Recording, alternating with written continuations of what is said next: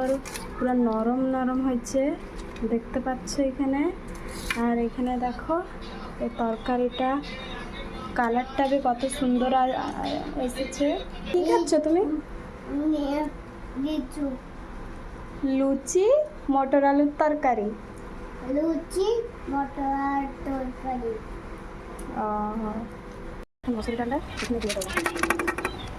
যেহেতু মসুর ডালটা সিদ্ধ হইতে বহুত সময় লাগছে, তাই জন্য আগে থেকে আমি মসুর ডালটা সিদ্ধ করতে দিয়ে দিচ্ছি। এখানে সিদ্ধ করার টাইমে একটু নুন দিয়ে দেবো।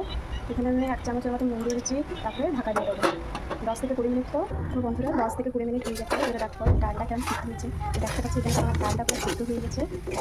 ডালটা গরম হয়েছে, এখানে আমি জিরে দিচ্ছি। জিরে দেওয়ার পর এখানে আমি কাঁচা লঙ্কা পেঁয়াজ কেটে দিচ্ছি।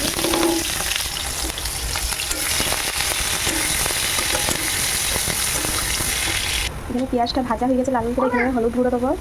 হলুদ গুঁড়ো দিচ্ছি যেহেতু ডাল সিদ্ধ করার টাইমে নুন দিচ্ছি, দেখে এখন নুনটা দেবো না। এর উপরে আমি সিদ্ধ করে ডালগুলো ঢেলে দেবো।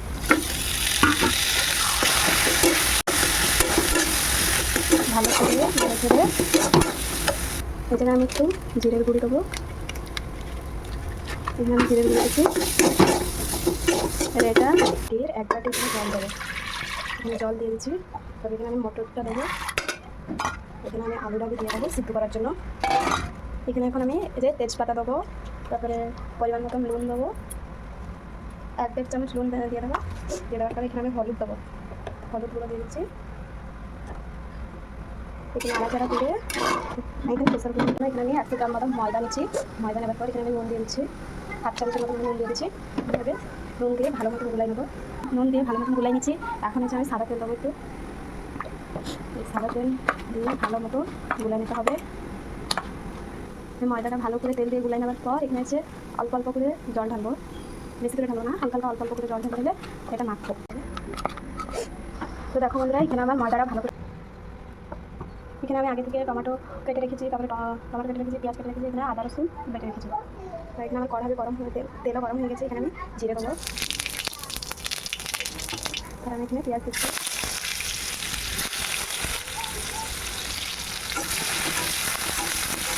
পেঁয়াজটা একটু লাল লাল করে ভাজা হয়ে যাওয়ার পর এখানে আদা রসুন বাটা দেবো। এখানে আমি আদা রসুন বাটা দিচ্ছি। আদা রসুন বাটা ভালো করে ভেজে নেবো। কাঁচা ফ্লেভারটা গ্যাস হবে। আদা রসুন ভাজা হয়ে গেছে। এখানে আমি টমেটো কুচি দেবো।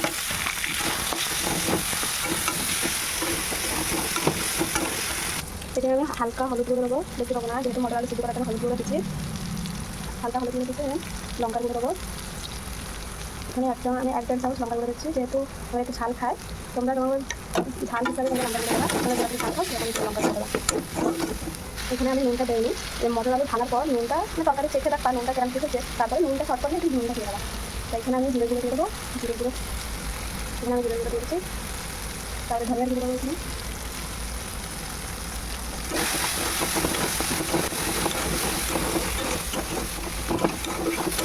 তো দেখতে পাচ্ছি ভালো মতো আমার মশলাটা কষানো হয়ে গেছে।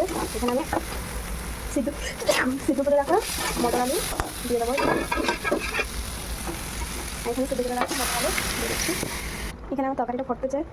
এই তরকারিটা মনে করে চেখে দেখবা নুন হয়েছে কি না হয়েছে। আমি এখানে চেখে দেখে নিয়েছি আমার নুন একটু কম আছে, তার জন্য একটু নুন দিয়ে দিচ্ছি। ঝোলটাকে বেশি ঘন করবা না, এরকম পাতলা রাখবা ঝোলটা, যেহেতু লুচির সাথে খেতে ভালো হবে। এই ঝোলটা আমি এখন হয়ে গেছে মটর আলুর তরকারি। আমি এখন এটা ঢেলে দেবো। দেখতে পাচ্ছি ঝোলটা কত ঘন ঘন, তত পাতলা নিয়েছি। ভালো করে গোল করে নেওয়ার পর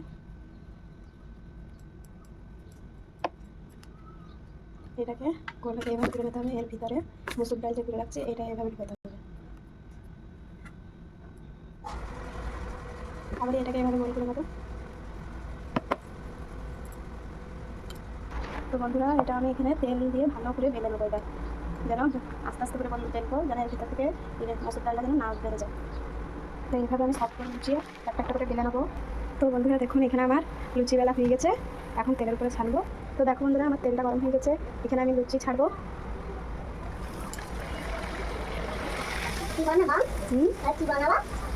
এটাকে কি বানাচ্ছি দেখতেছো না বাবা? লুচি বানাচ্ছে। তো দেখো বন্ধুরা লুচিটা অনেক পরিমাণে ফলতেছে, দেখতে পাচ্ছ। হাত দেয় না বাবা। তো দেখো বন্ধুরা এখানে আমার লুচিটা